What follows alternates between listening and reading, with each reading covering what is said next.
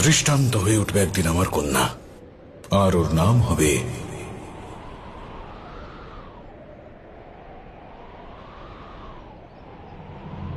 সীতা।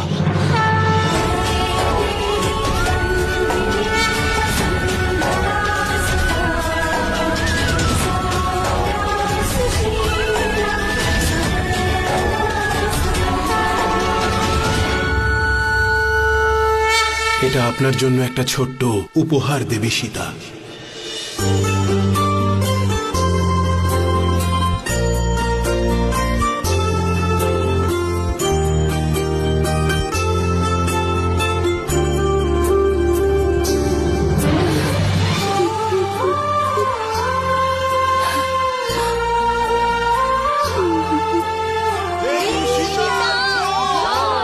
দেবী সীতা মাতা।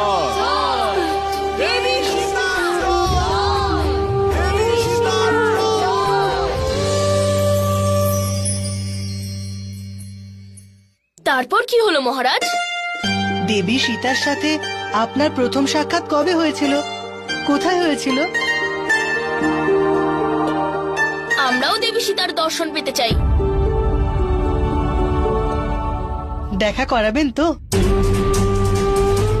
নিজের রামকে এত অসহায় আর নিরুপায় এই সীতা কিছুতেই দেখতে পারবে না আর্য। আমি এই অযোধ্যা ছেড়ে ততদিন বনবাসে থাকবো যতদিন না নারীদের প্রতি অযোধ্যার আর সমগ্র আর্যবর্তের দৃষ্টিভঙ্গি না বদলে যায়। আমি অযোধ্যা নরেশ রাজা রাম লক্ষণকে এই আদেশ দিচ্ছি যে সে যেন মহারানী সীতাকে অযোধ্যা থেকে দূরে বনে ছেড়ে আসে।